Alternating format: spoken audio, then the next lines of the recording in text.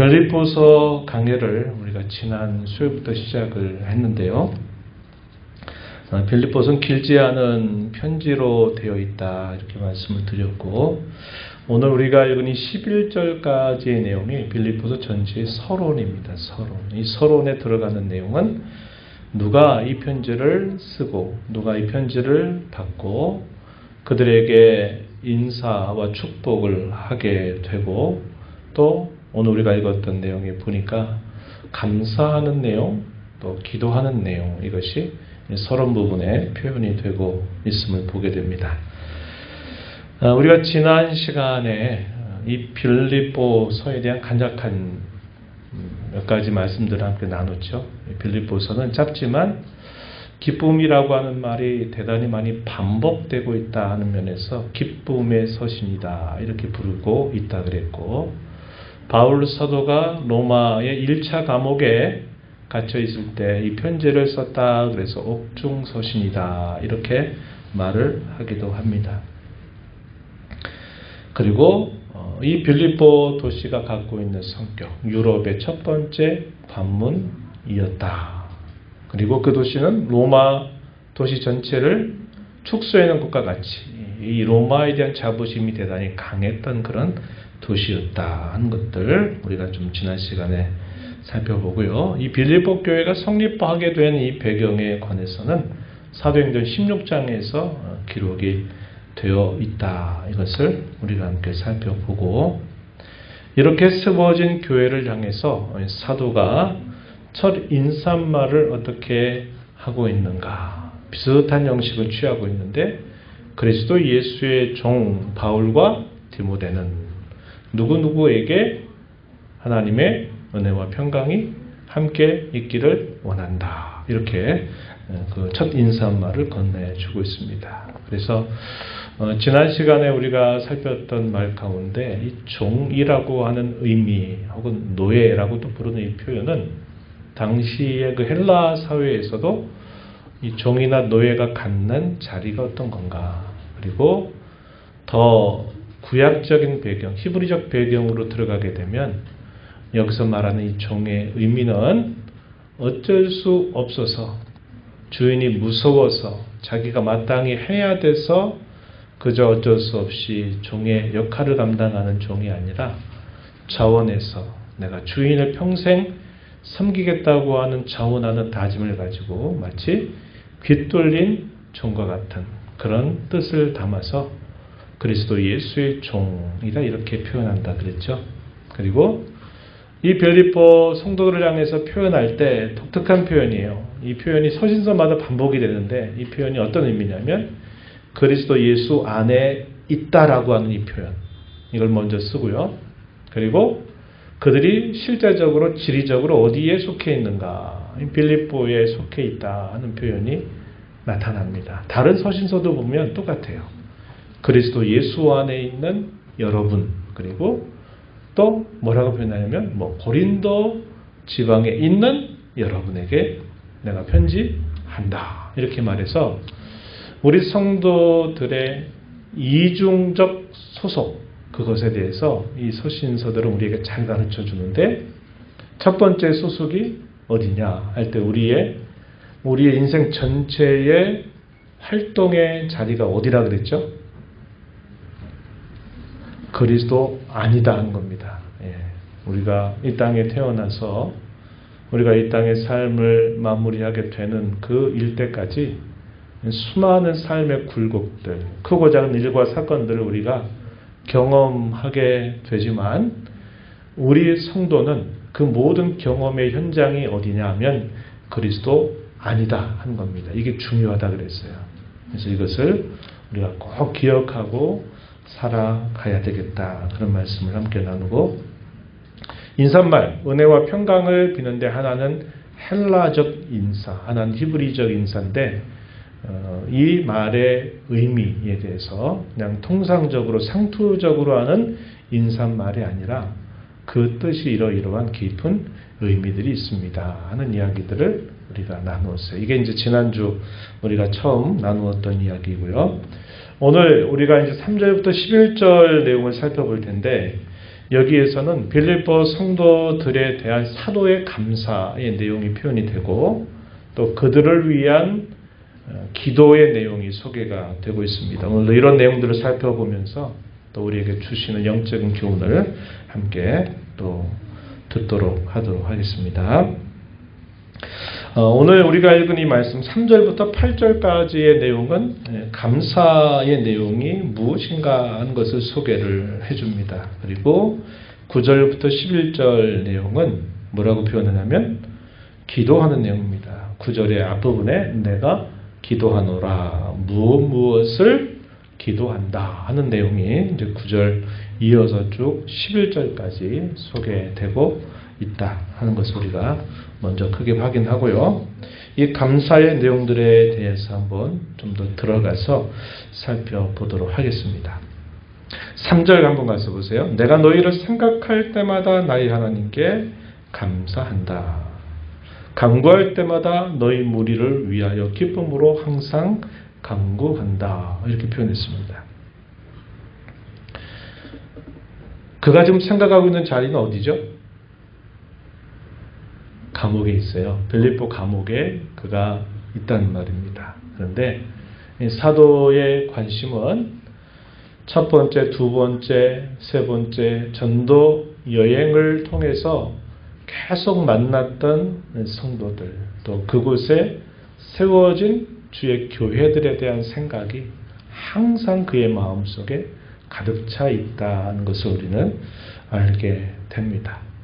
자신의 안위, 자신의 삶의 어떤 어려움, 자신의 삶에 대한 새로운 기대, 이런 것들보다도 사도의 관심은 이제까지 복음을 전하면서 세워진 주님의 교회가 과연 든든히 말씀 가운데 서 있는가, 그렇지 않은가, 또 옆에 있는 그의 여러 동역자들을 통해서 어떤 지역에 있는 어떤 교회에 이런 일이 생겼다라고 하는 소식을 항상 듣게 되면 또 그곳을 위해서 계속 생각을 하죠. 그리고 그 생각이 기도로 항상 이어지고 있다는 것을 우리가 보게 됩니다.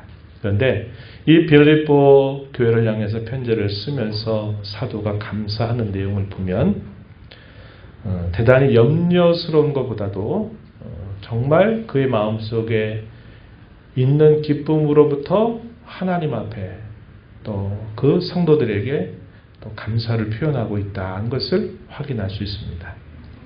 뭐라고 표현하냐면 우리가 읽었던 말씀에 보니까 4절에 기쁨으로 항상 간구한다.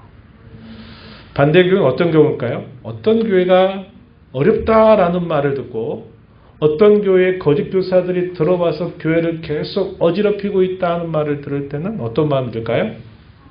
염려스러운 마음을 가지고 또 기도하죠. 그런데 이 빌립보 교회를 생각할 때마다 그는 기쁨으로 하나님 앞에 기도를 올리고 있다. 이렇게 표현을 해줍니다. 여러분들을 알던 어떤 복음의 동역자 혹은 말씀의 종들이 여러분들의 관계된 소식을 들으면서 이거 참 그러면 안 되는데 이 염려하는 마음이 드는 것과 어떤 소식을 들었을 때 정말 잘하고 있구나, 참 감사한 일이다, 이런 마음이 드는 것과는 많은 차이가 있겠죠. 그렇죠? 그래서 서로가 어떤 좋은 소식을 함께 공유할 수 있는 것 참 귀하고 좋은 일임을 우리가 알게 됩니다. 이러한 감사의 내용 속에는 세 가지 정도가 표현이 되어 있는데 첫 번째는 뭐가 표현되어 있냐면 확신이 분명히 표현되어 있어요. 근데 그 확신은 사도 자신이 가지고 있는 확신만이 아니라 빌립보 교회를 이루고 있는 성도 각자가 갖는 분명한 확신이어야 된다 하는 것을 가르쳐 줍니다. 첫 번째는 확신의 내용이 소개가 되고 두 번째는 말 그대로 무엇이 감사한가 하는 것이 소개가 되고요. 세 번째는 이 빌립보 성도를 향한 사도의 사모하는 마음, 사랑하는 마음, 이것이 이 감사의 내용 속에 잘 표현이 되고 있다 하는 겁니다. 확신의 내용 먼저 한번 볼까요? 어떤 확신을 표현하고 있는가 한번 살펴보면요. 6절 말씀을 한번 보세요. 6절. 너희 안에서 착한 일을 시작하신 이가 그리스도 예수의 날까지 이루실 줄을 우리는 확신하노라. 우리라고 말할 때 일단 사도 자신은 당연히 포함되겠고, 그가 로마 감옥에 있을 때 디모데를 비롯해서 복음의 일꾼들이 그와 함께 있어요. 이 복음의 일꾼들을 같이 포함해서 우리라고 표현합니다. 그런데 사도의 기대는 뭘까요? 여러분들도 그래야 된다 이렇게 표현하는 마음이 있는 겁니다. 그 확신의 내용이 뭐예요? 착한 일을 시작하시니 누구를 말할까요? 하나님께서 그리스도 예수의 날까지 다시 오시게 될 재림의 날까지 이루실 줄을 확신한다 이렇게 표현을 했습니다. 확신의 내용은 주께서 이러한 일을 시작하셨는데 주께서 이런 일을 마침내 이루신다라고 하는 확신을 사도가 말하고 있다 하는 겁니다. 그래서 이런 이루시는 주체 혹은 주인공이 누구신가 할 때는 빌립보 성도들이 아니고 혹은 사도들 그리고 복음의 일꾼들이 아니고 누굽니까? 하나님이 이루시는 주인공이시다. 주체다. 이렇게 표현이 되어 있습니다. 신앙생활을 하면서요. 신앙 세계에서 이 사실을 깨닫는 데는 많은 시간이 사실 필요해요. 신앙에 처음 신앙생활을 하신 분들에게 이런 이야기는 이게 무슨 말인가 잘 이해가 안 돼요. 아니 다 그거 예를 들어 목사님이 하는 거지, 장로님이 하는 거지, 권사님이 하는 거지, 집사님이 하는 거고 우리가 하는 거지 무슨 그게 하나님이 하시는 거야. 우리가 다 땀 흘리고 이렇게 수고하고 애를 쓰고 있는데 이게 무슨 말이야? 이게 좀 납득이 되지 않아요. 그런데 우리의 신앙이 성숙하고 깊어지고 신앙에 대한 이해가 많아지게 되면요. 이것이 분명한 사실이라는 것을 깨닫게 되고 고백하게 된다 하는 겁니다. 잠시 후에 이에 관계된 중요한 구절들 몇 가지를 제가 여러분들에게 소개를 해드리도록 할게요. 왜냐하면 우리 신앙생활에 있어서 이러한 사실을 깨닫는 게 우리의 신앙생활의 중요한 전환점이 되기 때문에 그래요. 이걸 못 깨달으면 항상 누가 했는데 누가 어떻게 했대 이런 것이 항상 우리의 관심이 거기에 빠져버려요. 내가 그거 했는데 이런 식의 생각이 항상 앞서게 된단 말이에요. 그러다 보면 겉으로는 주님의 일 같고 겉으로는 하나님의 일인데 속으로 들어가서 보면 그게 곧 내 일이 내 일. 사람의 일이 돼버려요. 우리가 가이사랴 빌립보라고 하는 지역에 예수님이 제자들을 데리고 갔을 때 예수님이 제자들에게 특별히 물으셨어요. 얘들아, 사람들이 나를 누구라고 하는지 한번 말해봐라. 그랬더니 엘리야입니다. 세례자 요한입니다. 선지자입니다. 그랬더니 예수님 다시 물어요. 너희는 나를 누구라고 하느냐? 그랬더니 누가 나서요? 베드로가 나서 뭐라고 하니까 주는 이 말인데 이 주는 당신은 높임말이에요. 당신은 하나님의 아들이십니다. 그리고 당신은 그리스도이십니다. 이렇게 표현해요. 이 표현이 중요하다고 제가 몇 번 강조했죠. 하나님의 아들이다 이 말은 그가 곧 하나님 자신이다 그 말이고 그리스도다 이 말은 구약의 수많은 선지자들이 예언했던 메시아 그분을 말하는 사람으로 오신 그분을 말하는 겁니다. 그래서 이 신앙의 고백은 짧지만 그 고백의 중요한 핵심들을 표현하고 있는 거예요. 그랬더니 예수님 뭐라고 말씀하세요? 시몬아 참 너 복 있다. 너 정말 대답 잘했다. 내 마음이 흡족하다. 이것을 알게 하는 이가 하나님이 너에게 알게 하셨다. 그러면서 막 베드로를 칭찬하고 그랬는데 그리고 나서 예수님이 나는 고난받아야 된다. 고난받고 사흘 만에 난 다시 살아난다 하는 말씀을 하셨더니 또 또 역시 베드로가 나서가지고 뭐라고 말해요? 절대로 그런 일이 주님께 미치지 않을 것입니다. 무슨 말이에요? 우리가 방패막이 되어주겠다 이 말이에요. 내가 목숨 걸고 예수님 그런 일 안 당하도록 도와주겠다고 말한 것이죠. 예수님 뭐라고 말씀하셔요? 네? 내가 하나님의 일을 구하지 않고 사람의 일을 구한다. 사탄아, 내대로 물러가라. 너는 나를 넘어지게 하는 자다. 이런 말씀을 하세요. 우리 소위 그런 거죠. 온탕에 갔다가 냉탕에 들어간 꼴이 되고 천국에 갔다가 마치 지옥에 툭 떨어져 버리고 하늘을 높이 올라갔다가 가장 낮은 바닥을 딱 치는 것 같은 그런 일이 그 짧은 그 이야기 속에서 베드로가 느꼈던 느낌이에요. 그래서 그게 무슨 말씀인지 나중에 훗날에 깨닫게 된 것이죠. 그죠? 그래서 우리가 신앙생활을 하면서 내가 하는 게 아니라 하나님이 이렇게 하시는구나 하는 것을 깨닫는 것은 우리 신앙의 중요한 전환점이 돼요. 그걸 깨닫지 못하면 겉으로는 주님의 일을 하고 주의 영광을 위해서 하는 것 같은데 실제 나타나는 것은 결국 내 일이고 사람의 일이 나타날 수 있다는 거예요. 그래서 이게 중요한 부분이다 하는 것. 우선 이런 정도 좀 말씀을 좀 드리고요. 조금 있다가 이 부분을 좀 더 살펴보도록 할게요. 감사의 내용은 어떤 내용이냐? 5절 말씀에 가서 보시면 이렇게 말합니다. 너희가 첫날부터 이제까지 복음을 위한 일에 참여하고 있기 때문에 내가 하나님 앞에 기도할 때마다 나는 늘 기쁨으로 감사하면서 간구를 올리고 있다. 이렇게 말씀을 하셨어요. 첫날부터 언제일까요? 언제였을까요? 첫날부터.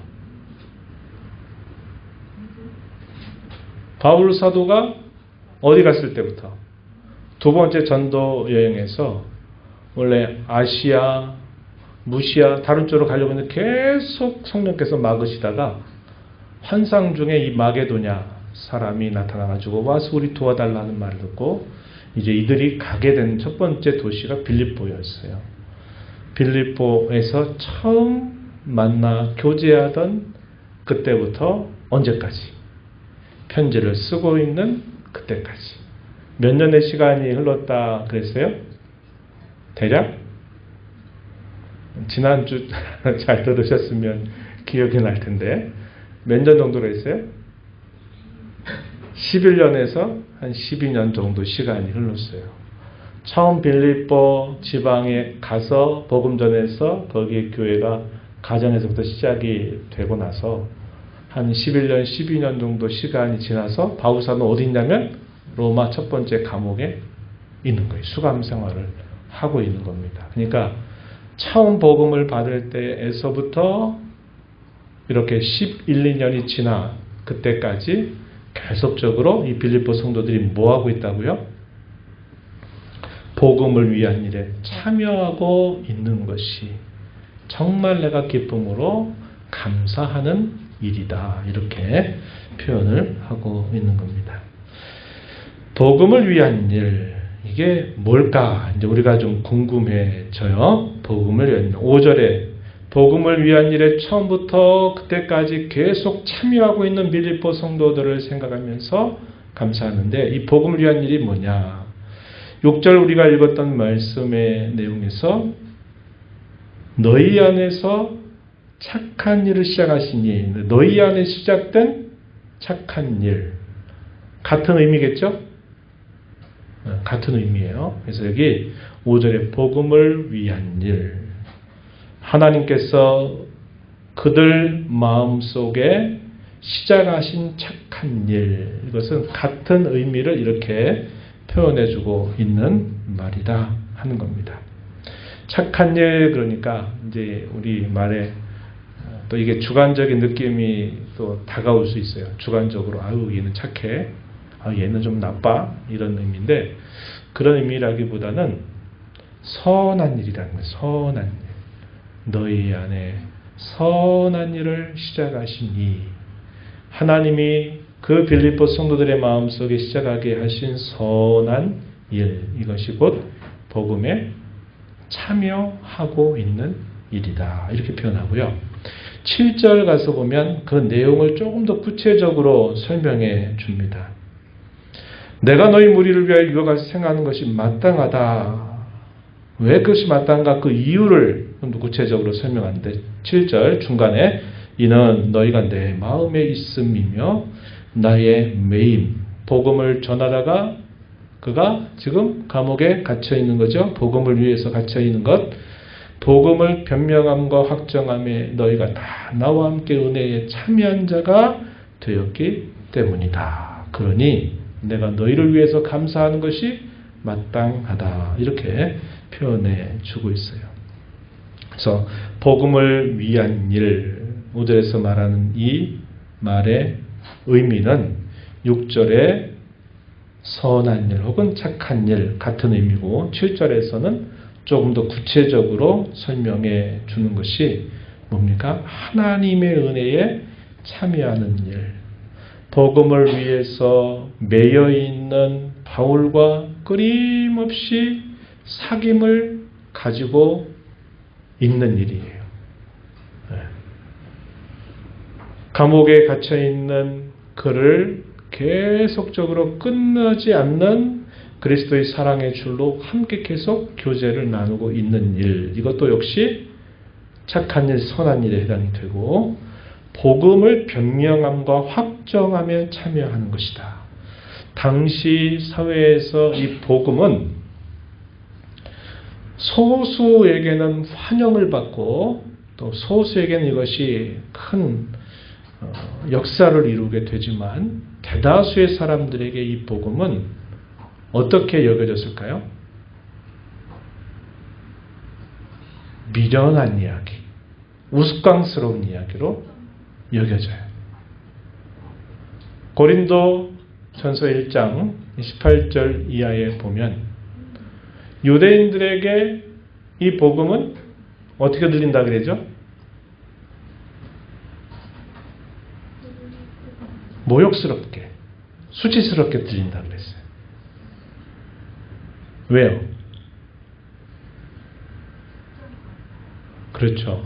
나무에 달려 저주받아 죽은 그 예수라고 하는 분이 우리를 구원할 메시아다 받은 것이 수치스럽고 부끄러운 일이 된 거예요. 그러면 당시 헬라인들, 이 빌립보 교회를 포함해서 모든 헬라인들에게는 이 복음이 어떻게 들린다 그랬어요?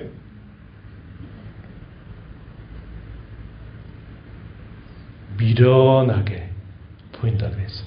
그러니까 말도 안 되는 우스꽝스러운 이야기. 무슨 그런 이야기를 가지고 구원을 말하냐고. 이렇게 사람들은 자기들이 가지고 있다고 하는 지혜를 가지고 판단해 봤을 때는 그런 식으로 말하는 종교가 어딨냐 하는 거예요. 상식적으로 이해가 안 되는 겁니다. 왜? 이 복음의 가장 핵심은 어디에 있어요? 하나님의 은혜에 있다고 하는 것을 말해 주는데 당시의 보편 종교와 사람의 본성 속에 자리 잡는 그 종교는 뭐예요? 내가 한 만큼 자력 종교예요. 내가 한 만큼 수련하고 노력한 만큼 내가 얻어낸다. 그렇지 않으면 결국은 내가 그걸 얻지 못한다고 말하는 게 보편 종교가 갖고 있는 상식이에요. 근데 복음은 그런 게 아니란 말이에요. 복음은 뭐예요? 내가 하는 게 아니라 하나님이 하셔서 내게 거둬주신다고 말하니까 그런 식으로 말하는 구원이 어딨냐는 거예요. 우스꽝스럽다 이 말이죠. 그러니까 당시에 이 빌립보 성도들이 이 빌립보 도시에서 이 복음을 믿고 거기에 작은 가정을 중심으로 해서 교회를 이루어서 그들이 받았던 이 복음을 가지고 살고 이 복음을 또 다른 사람들에게 이웃 사람들이나 주위 있는 사람들이 이 복음을 전하지 않았겠어요? 전하면 그 사람들의 반응이 어떻게 났겠어요? 야, 그런 우스꽝스러운 말도 하지 마. 그게 무슨 종교야? 그게 무슨 구원이야? 말도 안 되는 소리. 그딴 소리 하려면 다시는 찾아오지 마. 하는 식의 반응이 분명히 적지 않았을 것이다 이 말이에요. 근데 뭐 하고 있는 거예요? 바울 사도는 그걸 알면서도 사도는 미련해 보이고 부끄럽게 보이는 이 복음이지만 나는 이 십자가에 못 박힌 그리스도를 전하는데 왜냐? 사람의 언변으로 말미암아 사람을 믿게 하는 게 아니라 오직 하나님의 능력으로 구원받는 일을 알기 때문에 여러분 유대인들이 이것을 수치스럽게 생각해도 나는 전할 것이고 여러분 헬라인들이 이것을 우스꽝스럽고 미련한 이야기라고 보여도 나는 이것을 전한다고 그랬어요. 그러니까 그것이 어떻게 들어오겠어요? 반대, 급부로 돌아오는 것은 박해, 조롱, 모욕으로 돌아오는 거예요. 그럼 사람 마음 어떻게 될까요? 움츠려들고 내가 계속 이렇게 해야 되나? 그런 마음이 안 되겠어요. 그런데 사도는 어떻게 하는 겁니까? 계속 전하는 거예요. 그런 반대를 받고 모욕을 당하고 어려움을 당해도 복음을 전해. 왜? 이 복음에만 생명이 있기 때문에. 그럼 빌립보 성도들은 어떻게 했을까요? 자신들이 받았던 그 복음으로 기뻐하고 살고 있는 그 성도들도 이웃 사람들에게 주위 사람들에게 역시 이 복음을 그대로 전하는데 전했더니 너무나 감사하다고 내게 이 소중한 것 줘가지고 내가 너무나 감사하다고 하는 사람은 프로테지로 따지면 100분지 몇 명이나 될까요? 아주 있을까 말을까 하고 대부분의 사람은 그런 소리 다시는 하지 말라고 이렇게 반대가 있는 거예요. 근데 빌립보 성도는 뭐예요? 사도들의 본을 따라서 그럴 줄 알고 그런 일 들어도 주눅들지 않고 또 움츠러들지 않고 계속 뭐 하는 거예요? 이 복음을 가지고 살고 또 전하고 하는 거죠. 이게 뭐 하는 거예요? 복음을 변명하는 거. 변명이란 말이 우리말은 조금 어감이 안 좋은데 변명한다는 말은 복음을 계속 증언한다 이 말이에요. 그리고 확정한다는 게 뭐예요? 그것이 진짜 진리다. 여기에만 생명이 있다라고 하는 사실을 가지고 계속 그것을 전하는 일에 사도와 똑같은 심정으로 이제까지 그렇게 해오고 있다는 것을 사도가 듣고서는 내가 여러분들을 생각할 때보다 나는 감사하지 않을 수 없다는 거예요. 신앙의 연조로 따지면 이제 10여 년 불과 지난 그 성도들이 사도가 갖는 그 마음을 똑같이 품고서 자신들의 그 삶을, 그 시대를, 그 복음을 가지고 반대를 부딪히면서 살아가는 그 모습을 보니까 사도에게는 너무나 큰 기쁨이 되는 겁니다. 우리 얼마 전 요한 서신 읽었죠? 요한 서신 3서에 가면 가이오 장로에게 축복하는 사도 요한의 메시지 가운데 어떤 메시지가 있어요? 진리 안에서 행한다함을 듣는 것보다 내게 더 큰 즐거움은 없다. 여러분들이 받은 그 진리가 진짜 진리인 줄 알고 반대와 여러 박해와 어려움을 무릅쓰고 계속 그것을 그런 줄 알고 살아가는 그 소식을 듣는 것보다 내게 더 큰 즐거움은 없다. 이렇게 분명히 단언적으로 이야기를 했잖아요. 그래서 사도도 바로 그런 마음이에요. 신앙의 연조로 따지면 불과 10여 년 지난 이 성도들이 사도가 걸어오고 있는 그 걸음을 끝까지 바보스럽게, 어떻게 보면 바보 같죠. 바보 같고 우직하게 그런 마음을 가지고 살아가고 있는 걸 보니까 너무 기쁘고 감사한 것이다 하는 겁니다. 그것을 표현하고 있는 거예요. 그래서 사도는 뭐라고 말해요? 나는 여러분들을 정말 사랑하고 있어요. 이 말을 하는 겁니다. 뭐라고 말합니까? 8절에 보니까 이렇게 말해요. 내가 예수 그리스도의 심장으로 너희 무리를 얼마나 사모하는지 하나님이 내 증인이시다. 이렇게 말합니다.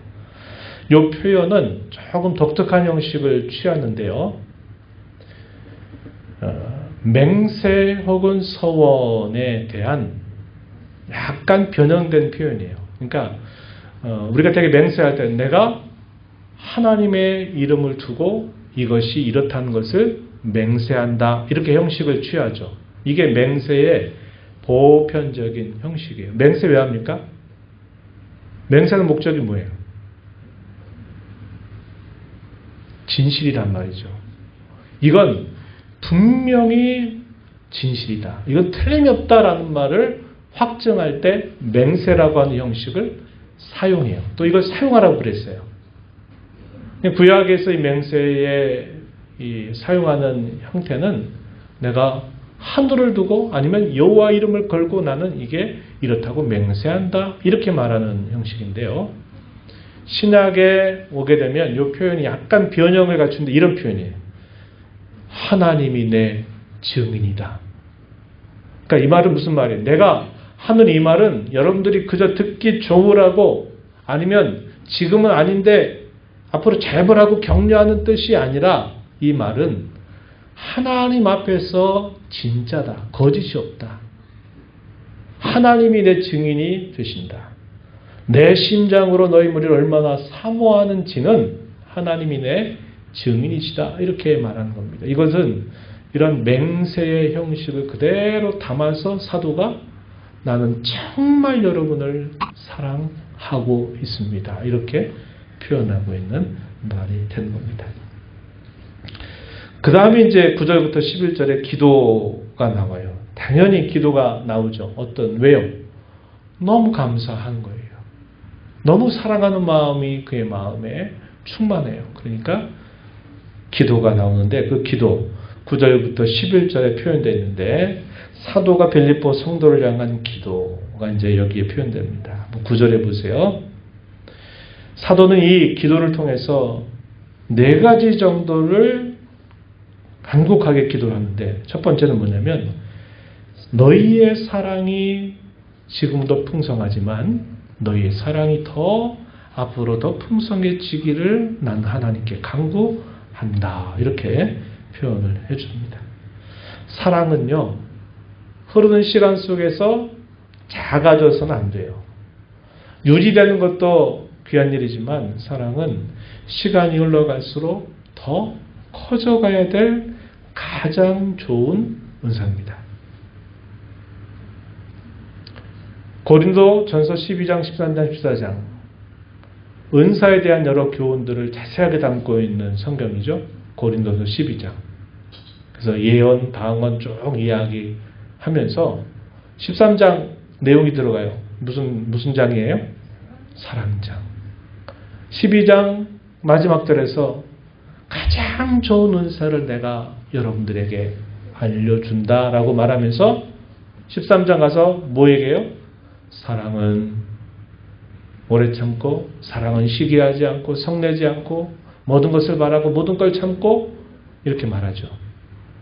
그리고 그러한 사랑이 없다면 산을 옮길 만한 믿음이 있어도 자기 목숨을 내어줄 희생을 해도 사랑이 없으면 아무런 소용이 없고 천사의 말을 하고 하늘의 놀라운 이치를 깨달았다 하더라도 이 사랑에 빠져버리면 다 그것은 아무 소용없는 일이라고 말하면서 이 사랑을 잘 드러내도록 할 것을 촉구해줘요. 그래서 주님을 향한 사랑, 그의 성도를 향한 사랑, 이웃을 향한 사랑, 그 사랑은 더욱더 커져가야만 된다는 거예요. 잘하고 있지만 나는 여러분들이 하나님께서 은혜를 더하셔서 더 사랑이 풍성한 사람이 되기를 나는 간구하고 있다고 말해줘요.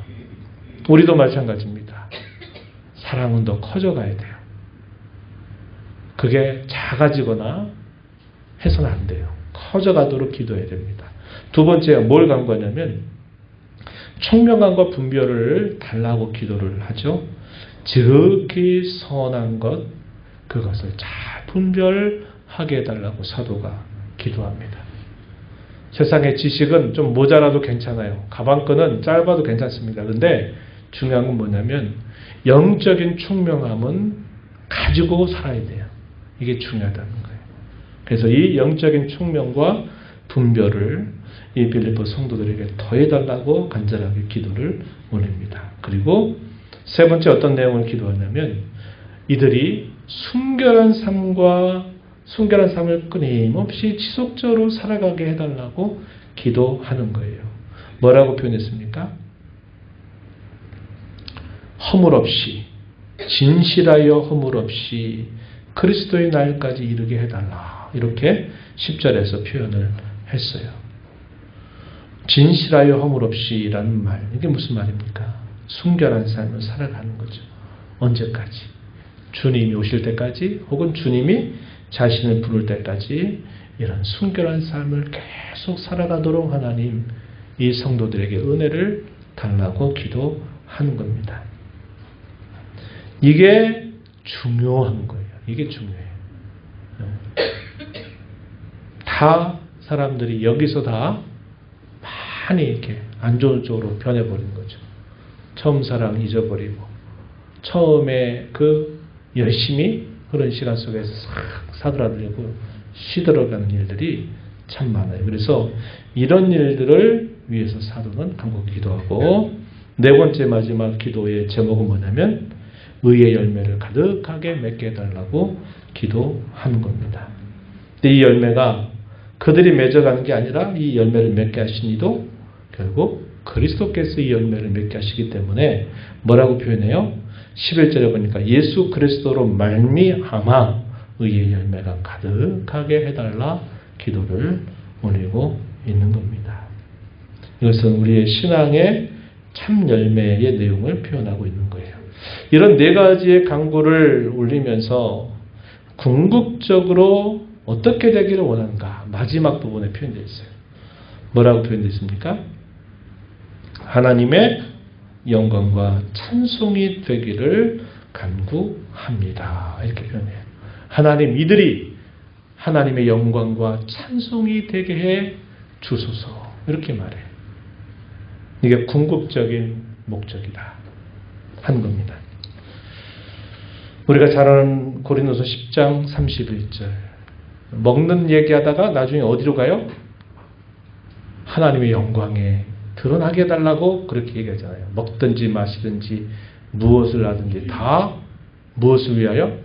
하나님의 영광을 위하여 하라. 이렇게 권면을 하고 있듯이 저와 여러분의 삶의 궁극적인 목적은 하나님의 영광과 찬송이 되는 것이다 하는 것입니다.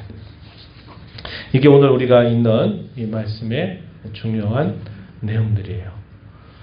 어떤 내용들이 있었다 그랬어요? 감사. 그 감사 안에는 확신이 있었고, 실제 감사하는 내용과 이들을 향한 사랑 고백의 표현이 있었고, 이들을 위한 간절한 기도의 내용들이 있었다는 것을 우리가 살펴보면서, 사도의 이런 기도 제목은 사실 오늘 우리를 위한 기도 제목이기도 하고, 우리가 이런 일들을 두고 기도하는 일에 많은 열심을 두어야 합니다. 우리가 기도하는 것은 내가 어떤 일을 만났을 때 그 일을 도와달라고, 그 일 속에서 인도해달라고 아주 구체적인 것을 가지고 우리가 기도하는 일에는 대단히 익숙한데요. 이런 기도는 우리가 잘 안 해요. 근데 이런 기도가 중요해요. 이런 기도는 마치 그런 것 같아요. 고기 잡는 배가 그물을 당길 때, 그 그물을 당길 때 그물의 중간이나 그물의 끝자락을 잡아당기면 그 그물이 고기 제대로 잡을 수 있겠습니까? 안 되겠습니까? 잘 안 되겠죠. 그 그물을 적당하게 잡는 그 하나를 잡아당기면 그물 전체가 끌려오면서 그 그물 전체가 고기를 잡을 수 있는 역할을 하게 되는 거예요. 그걸 별이라고 그래요, 별이. 그래서 옛날 여러분 삼강오륜 많이 들어봤죠? 삼강오륜 할 때 이 강자가 별이를 뜻하는, 별이 강자를 써요. 그거 뭐냐면 그거 하나 잡아당기면 전체가 다 꾸러미로 딸려온다 이 말이에요.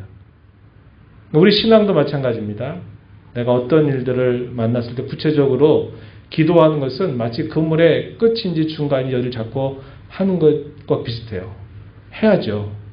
하나님 인도를 구해야 되지만 이러한 기도, 오늘 여기 사도가 가르치고 하는 이런 기도와 같은 내용들을 기도하는 이런 기도는 마치 전체를 다 끌고 오는 기도와 같은 것이기 때문에 우리는 이러한 기도에 많은 관심을 가지고 기도해야만 돼요. 여러분들이 기도하러 새벽이나 나오셔서 무엇을 위해서 많이 기도하는지를 여러분들이 한번 돌아보시고 그저 일과 사건 중심으로 기도만 하지 말고 이렇게 사도가 이런 간곡한 그리고 이런 중요한 기도를 하는 것들을 여러분의 기도의 제목으로 이것을 쭉 잡아당겨서 이런 기도 제목을 가지고 기도하는 것이 대단히 중요함을 배우게 되는 겁니다. 자, 시간이 좀 흘렀는데요.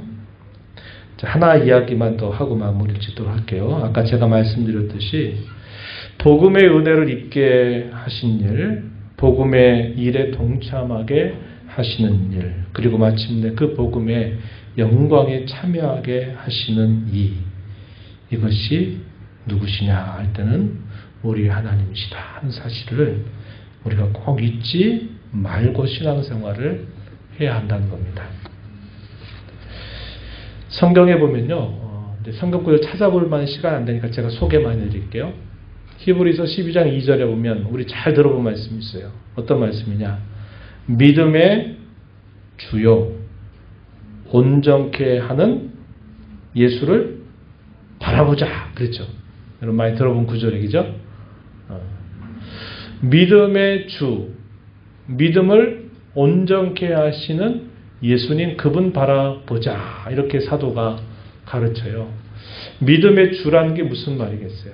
제가 몇 번 설명을 드렸어요. 이 구절 읽을 때. 이 믿음의 주란 말은 우리 안에 믿음을 일으켜주시는 주님이란 말이에요. 믿음의 주라는 것은 내가 믿고자 해서 내가 믿은 게 아니라 그 믿음이 되도록 우리 안에 그 믿음을 일으켜주신 그분이 누구시라고요?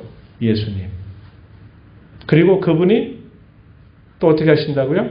믿음을 온전케 해주신다는 거예요. 그분이 믿음을 온전케 해주신다. 그래서 이 표현을 보면 우리에게 믿음을 시작하게 하신 그 예수님은 우리의 믿음을 더 온전케 해주시는 분이다. 이렇게 말해요. 그래서 우리는 누굴 바라보자고 얘기하냐면 그 예수님을 바라보고 신앙생활을 해야 된다. 이렇게 말해요. 여기 보게 되면 무슨 표현을 쓰는 거예요? 믿음은 내가 열심을 내가지고 열심히 하고 내가 열심히 분발해서 믿음이 자라는 건데 이렇게 우리가 되게 생각하는데 성경은 그 믿음을 우리 안에 일으켜 주신 분도 그분이고 우리의 믿음을 완성해 주실 분도 바로 그분이다. 그분을 바라봐라. 이렇게 얘기해요. 이런 구절을 잘못 읽으면 사람들이 또 뭐라 내가 뭐 아무것도 할 거 없네. 난 그냥 가만히 있어도 된다는 얘기네. 또 이렇게 이제 오해를 해가지고 이런 일이 생겨요. 근데 이런 표현들이 가르쳐 주는 게 뭐냐면 아까 제가 말씀드렸어요. 신앙생활을 처음 할 때는 다 내가 열심히 하고 다 내가 해야 되는 것처럼 보이는데 어느 순간부터 깨달음이 생겨나죠.